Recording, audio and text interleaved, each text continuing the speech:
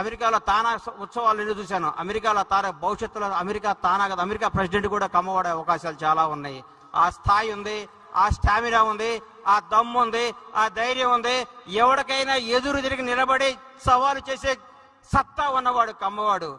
చెరువులో పడ్డాడు ఈత్తం చూసాం, వాగులో పడ్డాడు కొట్టుకురావటం చూసాం, బోర్లో పడ్డా పైకి లేచేవాడే కమ్మవాడు.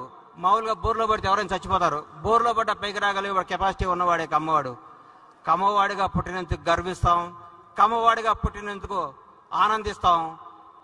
ప్రతి ఒక్కరికి చెప్తున్నా, లేని కమ్మ పిల్లల్ని కమ్మ ఒక్కరిని ఆశీర్వదించండి, ఆదుకోండి, వీలైనంత సహాయం చేయండి. మేము పెద్ద పెద్ద కంపెనీలు పెట్టాం, మేము పెద్ద పెద్ద డాక్టర్లు అయ్యాం, మేము పెద్ద పెద్ద ఫ్లైట్లు కనిపెట్టాం కాదు. మన కమ్యూనిటీలో కష్టపడ్డ యువకుల్ని చేయి అందించండి, వాళ్ళకి భవిష్యత్తు ఇవ్వండి, వాళ్ళ జీవనోపాధికి సహకరించండి.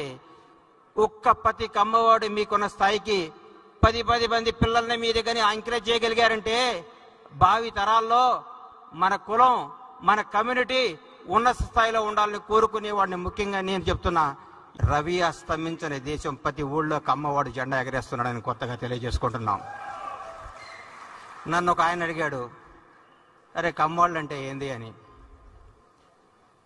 ఉదయాన్నే సూర్యుడితో గొడవ పడుతూ ఎప్పుడు వస్తావని లేపేవాడు, అవసరమైతే సూటు ఇప్పి నాటేసేవాడు, ఆకాశం వైపు కసిగా చూసేవాడు, అవకాశం కోసం ఆశతో ఎదురు చూసేవాడు, నిజాయితీగా మాట్లాడేవాడు, ఎంత కష్టం వచ్చినా ఆత్మాభిమానాన్ని తాకట్టు పెట్టకుండా విజయం కోసం పోరాడేవాడు. నువ్వు మీసాల వైపు తిప్పుకుంటూ నేను సాధిస్తాను అని తపనతో పరిగెట్టడానికి చిరుతలా పరిగెట సిద్ధంగా ఉన్న యువకులు ఉంటారు చూడండి, అదే కమ్మవాడు అని చెప్పా. అన్ని కులాల్ని గౌరవిస్తా, నా కులాన్ని అభిమానిస్తానని చెప్తా. నిజం చెప్తున్నాం సార్, కమ్మవాడు అంటే కష్టపడేవాడు, కమ్మాడు ఉంటే కసితో బతికేవాడు, కమ్మాడు అంటే కడుపులో తీసి పెట్టేవాడు, కమ్మాళ్ళు ఉంటే ఎక్కడ బతుకు తెరువు ఉందో అక్కడ పరిగెత్తుకుంటూ పోయేవాళ్ళు.